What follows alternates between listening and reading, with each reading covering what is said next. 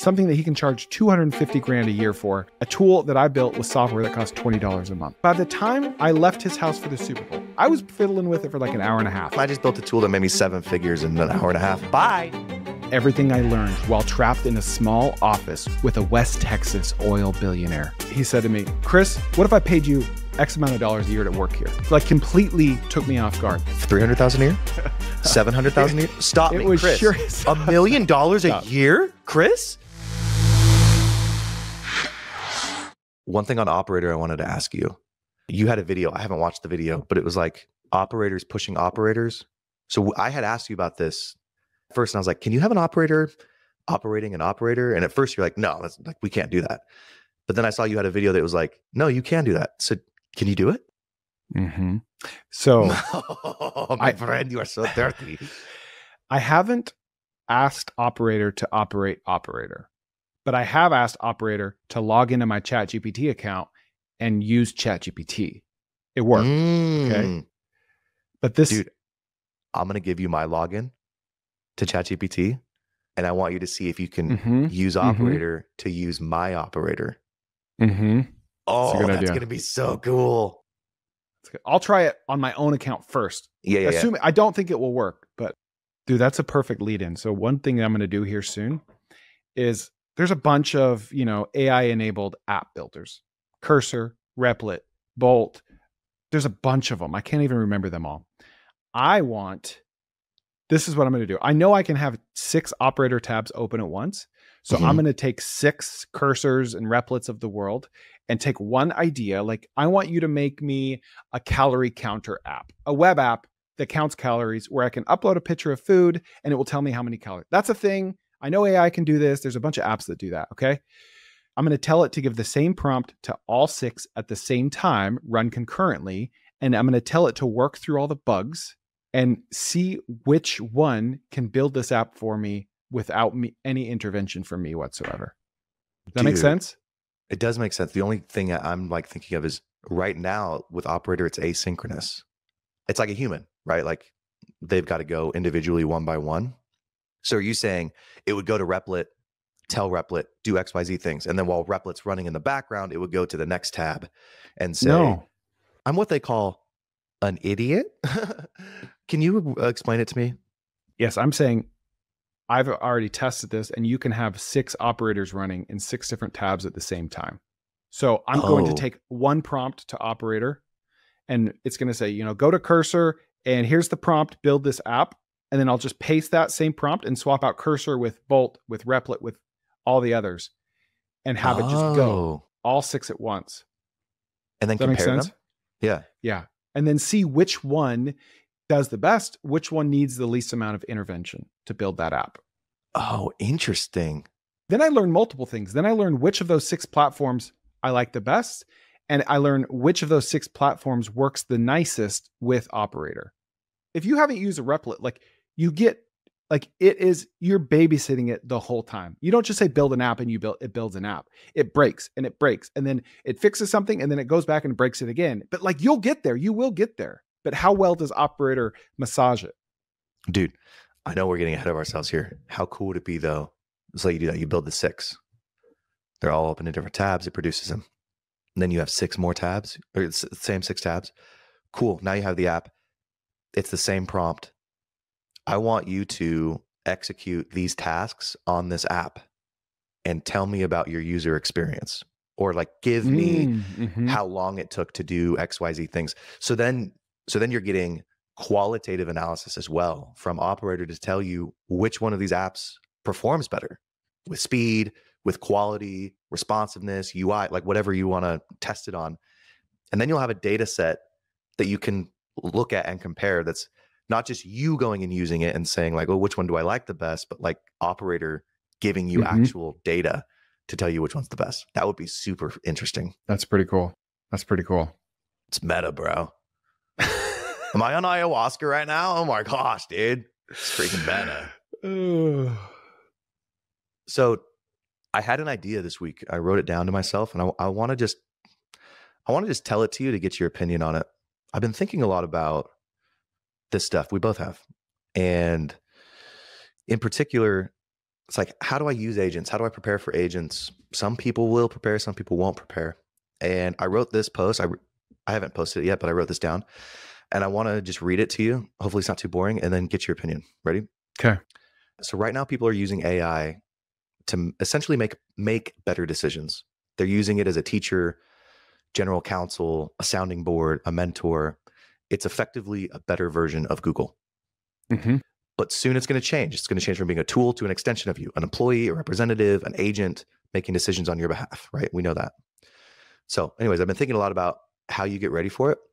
And I think implementing an agent is going to look a lot like onboarding an employee. You're going to need SOPs. And so an SOP, standard operating procedure.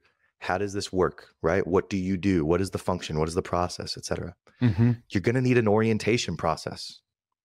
You're going to need onboarding, and you're going to need continuing oversight.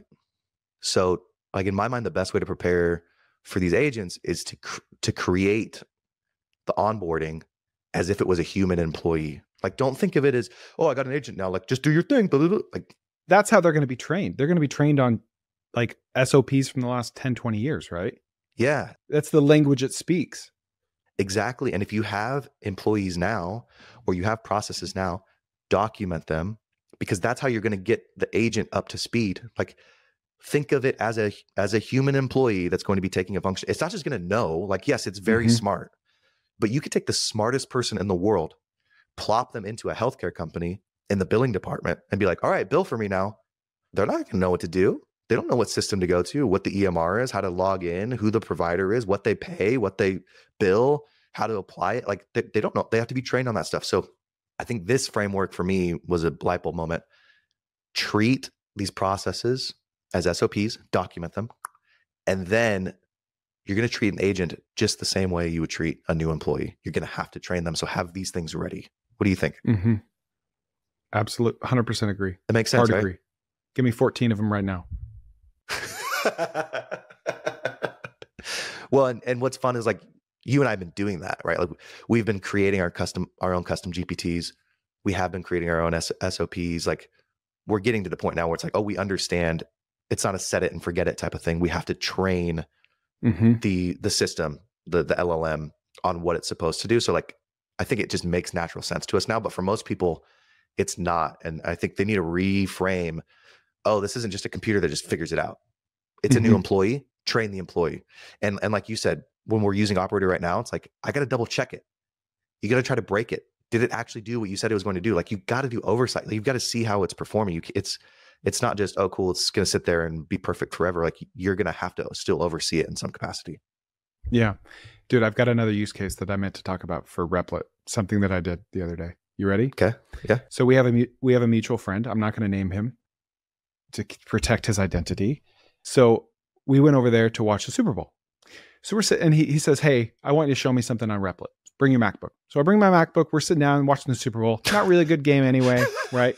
What? It's like the king inviting the court jester, like, entertain me. Show me something cool. That was it. So funny. So he has a professional service business and he helps companies that are acquiring other companies. Okay. He had 4.4 gigabytes of financial data from one of his customers, mostly spreadsheets, 1.4 million rows of spreadsheet data, financial data. Okay. And it was in Tableau. Gosh. It's a lot. Part of it was in Tableau. It's in Excel. It's all over the place. And he wants to ask questions to this data. So we talked about GPT for Sheets on previous episodes where you can plug a formula into a sheet, drag it down. That's cool. But what do you do with 4.4 gigabytes of spreadsheets, all for one company, all financial data, a company with multiple subsidiaries, lots of stuff going on? How can you just say, like, which of my subsidiaries had the highest profit margin in July 2022? How can you find that with one prompt, right? So I said, he wanted me to build that. And he says, Chris, if you can build this company's about to go to market. I think they're going to sell for 14 times EBITDA. I think that if they have this tool, they are AI enabled and they'll be able to sell for 14 and a half times EBITDA, which represents 7 figures of additional value created, which means I can charge them for this tool $250,000 a year. Okay. Oh my gosh. So I'm like, hey, you shouldn't have told me this because that means I'm going to charge you about 200 grand a year for this. The second he said, Chris, if you can build me this, you shut off and you just started building. By the time he was done with that sentence, because there were so many qualifiers, you're like, oh, this thing? Just turned around the MacBook. Oh, this? Basically, yes. So I go to Replit and I type in I'm like, this is what I want. I got 4.4 gigabytes. So it gives me an interface. Okay, with like an upload button for spreadsheets. And I'm like, okay, but these spreadsheets are in Box, which is like Dropbox, right? They're on the cloud. It was this fast. I said, can you put I just want to put in a Box link. Whoop, boom. It added another field for just uploading a Box link. Interesting. Okay, so then I just start testing it. Doesn't work. It keeps breaking. It's not searching. I upload the data. It recognizes the data. It shows me load all the rows, but then it's only pulling from a sample size of the rows. So it's not answering my question. So then I take a random spreadsheet from my computer that has 14,000 rows. I upload that and I say, what's on row 1032? It doesn't give it to me, but Replit tells me it's only looking at the first 14 rows. So then I have Replit fix it so it searches all the rows. And then I ask it the same prompt and it works. It gives me the email address that's in that exact cell. So then I say, what percentage of the cells in column G are this value? And it breaks. It doesn't work. And then it works. It tells me. Because you iterated to it. Yeah, I just kept getting there. And I'm not doing any coding. This is just English language, basic reasoning. Okay. And then I go to the spreadsheet and I start a pivot table, 0.13%. It's exactly right. So then by the time I left his house for the Super Bowl, I was fiddling with it for like an hour and a half. It was uploading all 4.4 gigabytes of data and answering questions about this spreadsheet. Something that adds 7 figures of value to his customer, something that he can charge 250 grand a year for, a tool that I built with software that costs $20 a month. You don't even know who won the game. I don't. Because you know why, Chris? You know why? The Green Bay you won Packers? the game of life, bro. Oh, I'm sorry. This is literally the Nick Huber tweet, except for Huber. Full Huber. Oh, I'm sorry. You guys are watching the game. I just built a tool that made me 7 figures in an hour and a half. Bye. I actually was. I'm out of here.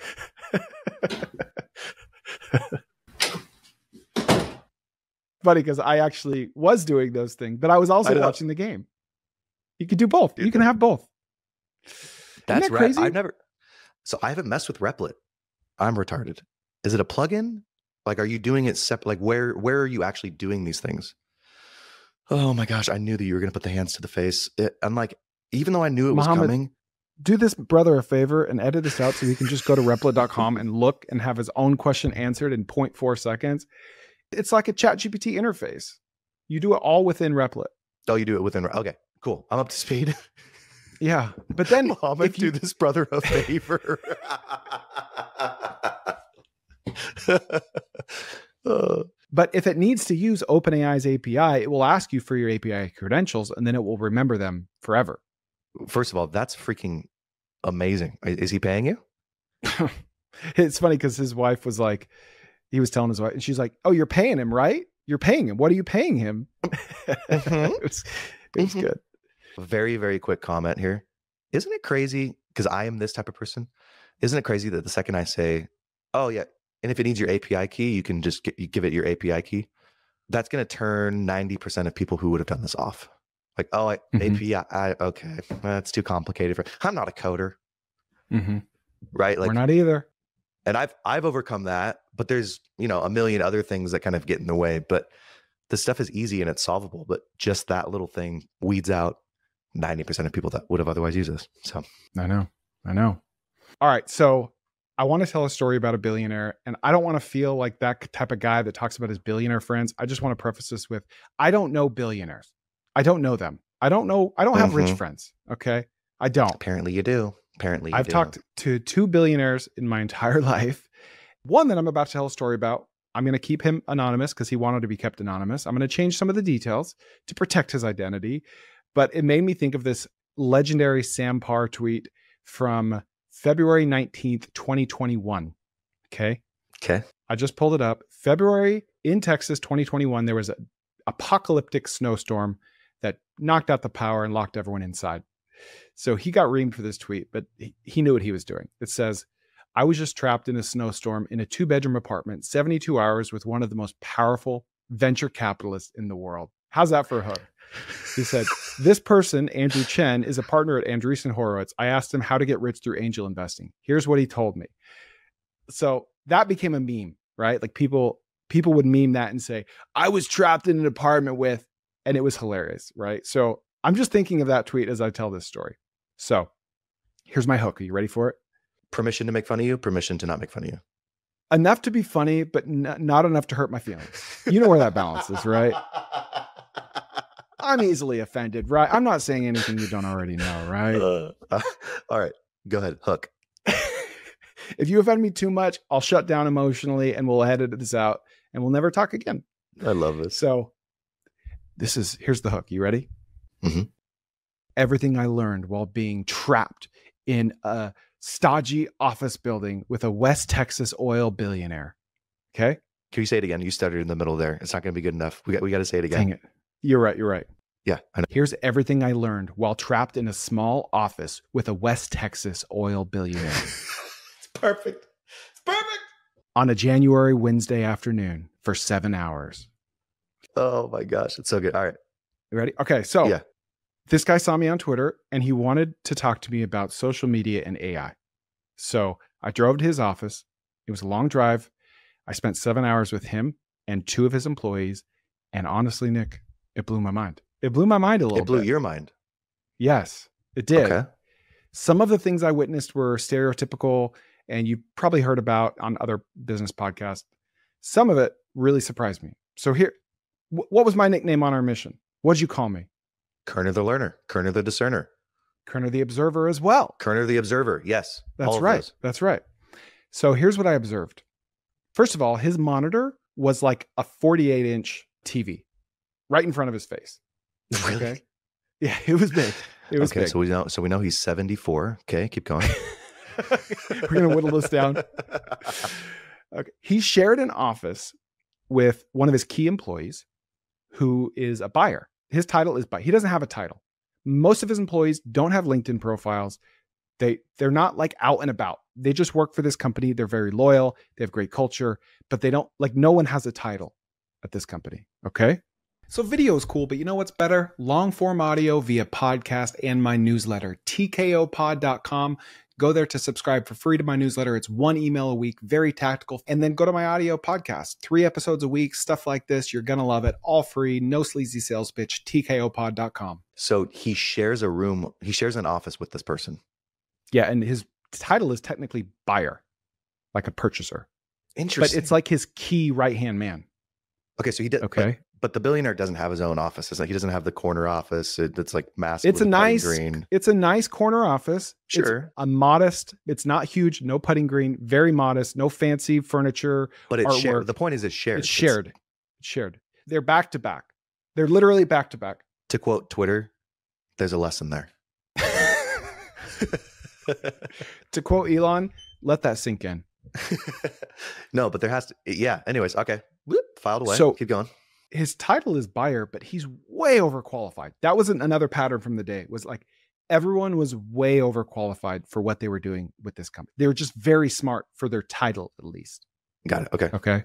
Mm-hmm. His assistant is a lawyer, like a proper lawyer. She went to law school, sharp as a tack, very direct, professional. Wasn't just a yes woman.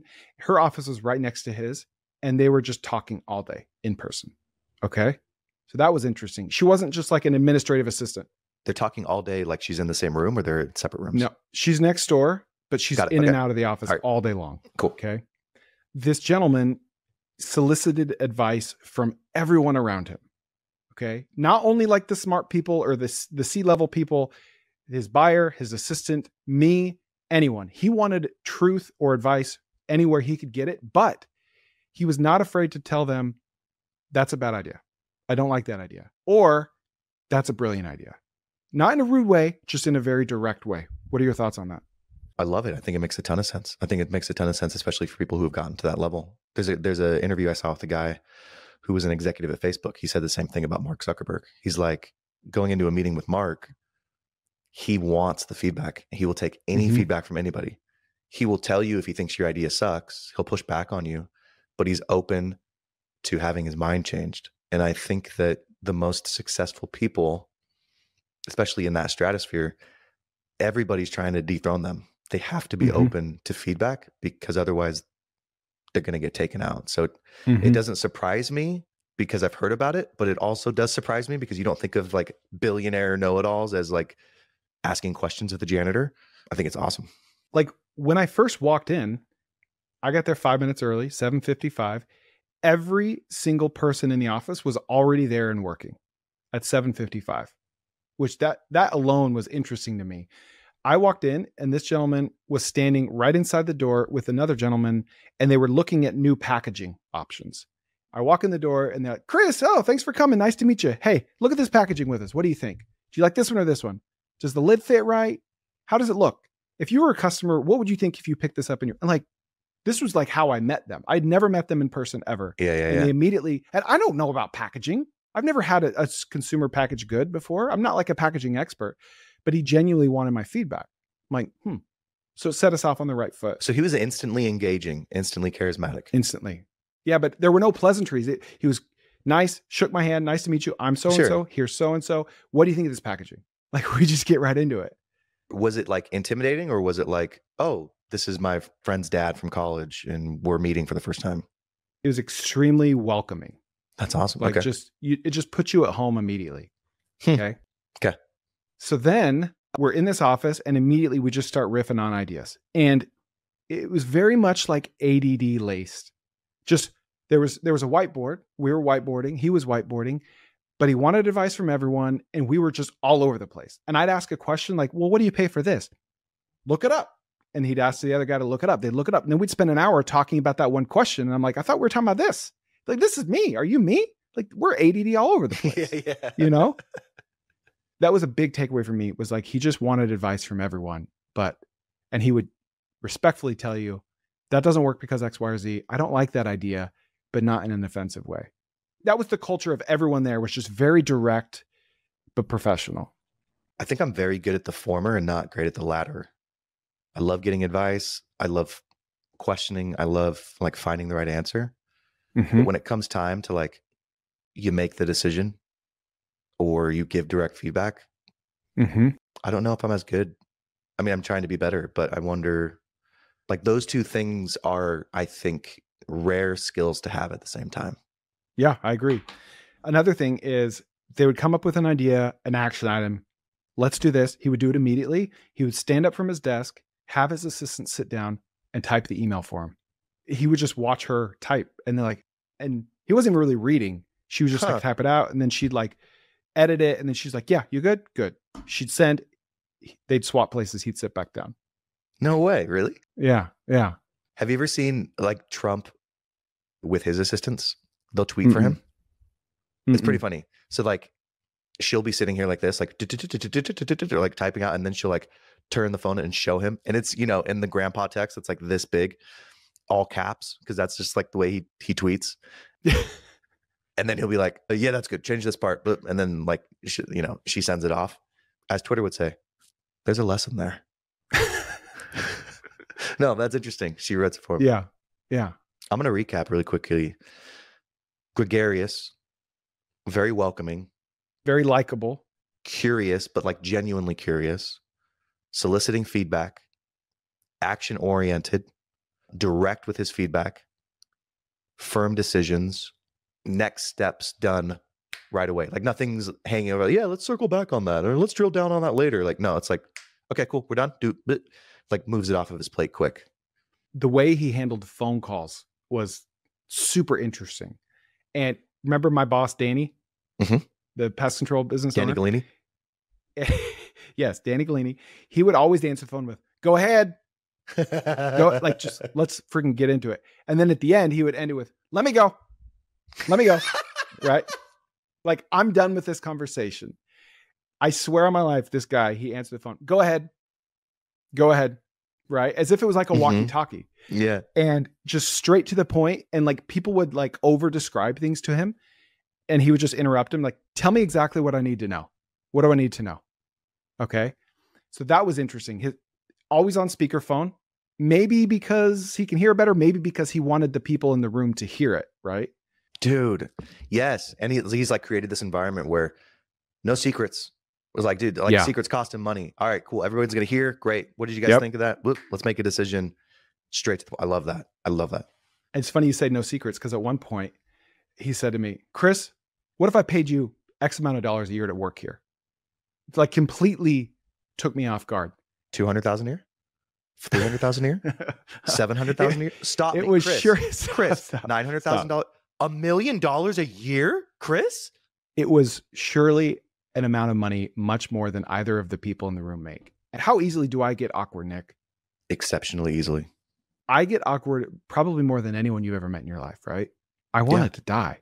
I wanted to jump out of the window. Because I'm like, what? We're talking salary net? We're negotiating salary in front of these, what? Yeah. And then he's like, no, I probably couldn't pay you that much, because then everyone would get jealous and they would resent you. And I'm thinking like, why does anyone have to know? Why can't we just? He's like the autistic guy. He's just like, because you get it, right? Because then your wife would be attracted to me if you came in the office. You're like, whoa, what? I don't. Well, and then he would look to the other people like, what do you think? What do you think? Yeah. They were just like, I'm like, are we talking about this openly? What is happening? Pretty cool. Here? Yeah. And then I literally said out loud, I'm like, oh, this is awkward. And he's like, what is it, Chris? Is it a heck yes or a heck no? Is it a heck yes or a heck no? And I'm like, what I have to move here? And he's like, oh, he's actually considering it? That was a joke. Okay. You think we would ever pay you that? So very, very open. Let me ask you this.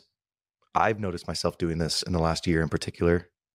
I find myself cutting people off. I'm not trying to be rude, but it's like, I see where you're going with this. Okay, cool. Like, I don't need let me save us both everything some else. time. Yeah, like let's just cut to it. And I still struggle with it because I don't want people to think that I'm rude or mean or douche. You know what I mean? But at the same time, it's like, okay, cool. Can we hurry this along? Did you see yourself in him when he would do that? 100%. Yeah, it's weird, 100%. right? I wouldn't have thought this. Like even 2 years ago, I wouldn't have thought this. But like recently, I could definitely see that. Yeah. I wonder if when either he's always been that way, or if when he was our age, he would kind of pussyfoot around it and hesitate. And now that he's older, he's just like, I don't give a crap. Like, we're going to save time here. I'm going to cut you off.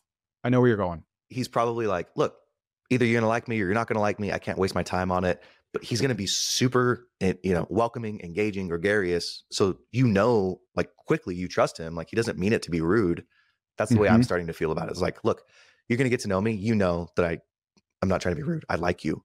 Right. But let's just get to the heart of the matter. I think Michael Girdley has this like a one pager that he gives people that work with him. And it just gets like all of that out of the way. And I really like that. Because then it's like, then they know on day one that you're not being rude. That's just how you are. And I like that idea. He kept referring to 175 years the whole time.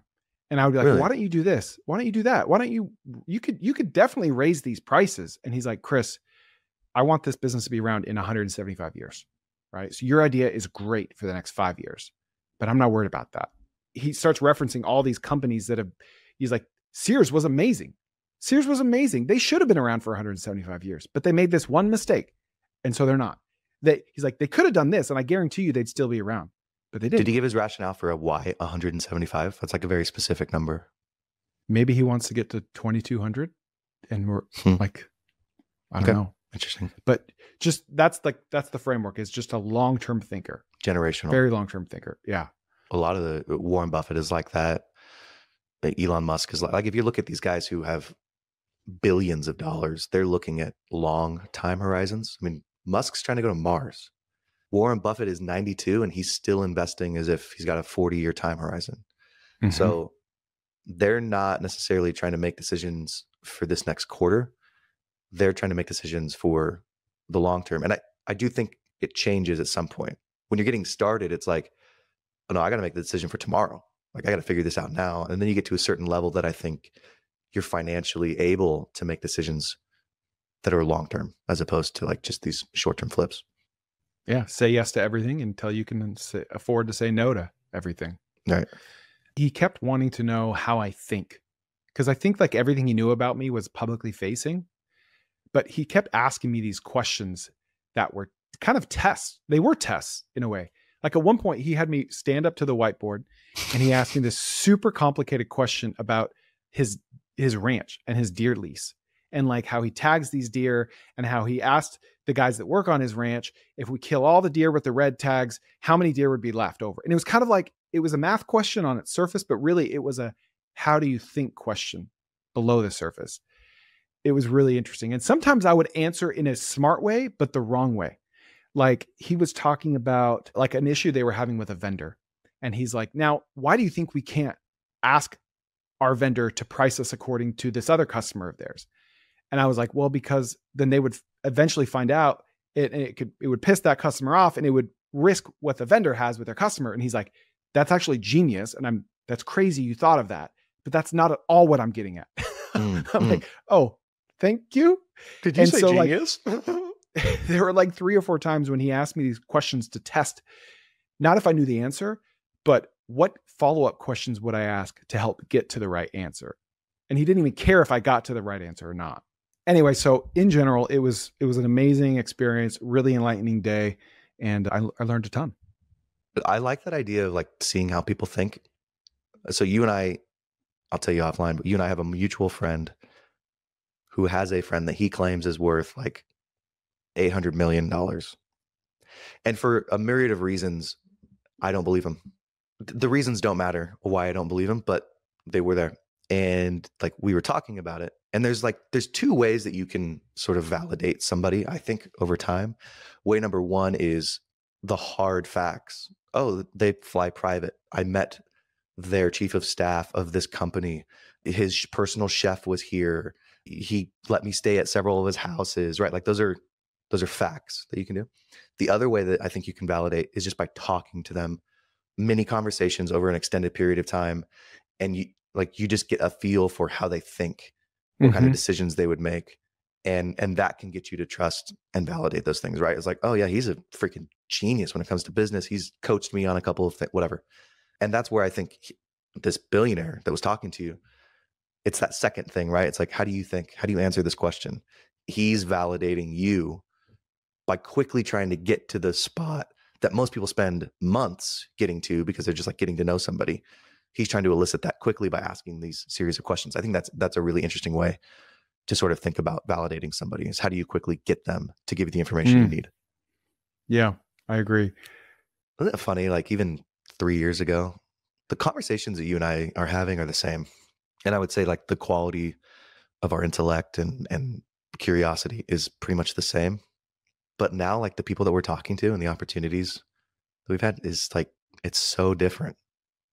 Like, and the ability to effectuate change by using our skills and like things that we're better than anybody else in the world at is pretty incredible. Anyways, that was like my thought after listening to you.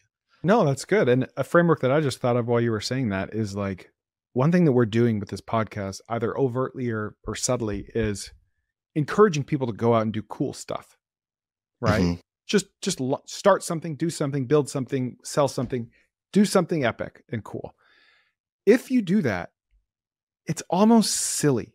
It's almost stupid, I would say, to not tell the internet what you're doing.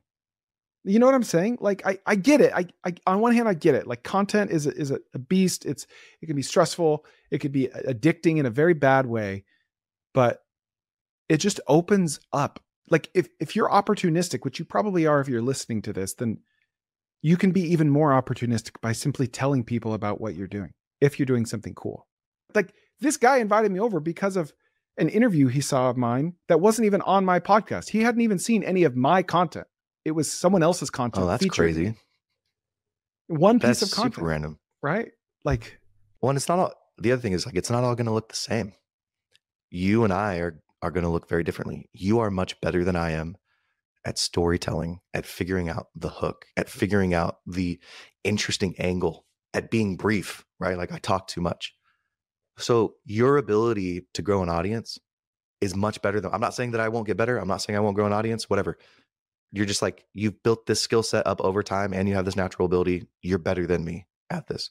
So your opportunity with content is different, right? I'm kind of you're doing really cool stuff now. And now like, it's just continue to feed into your stuff.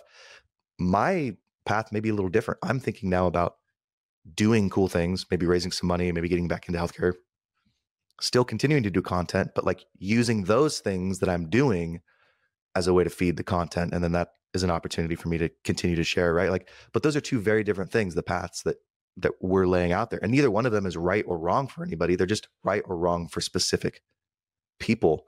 And that's what's so cool to me is you can use this in any way that you want. You just need to figure out how you build trust at scale and then how it works for you moving forward. You got to figure out what you do. You got to figure out what you do.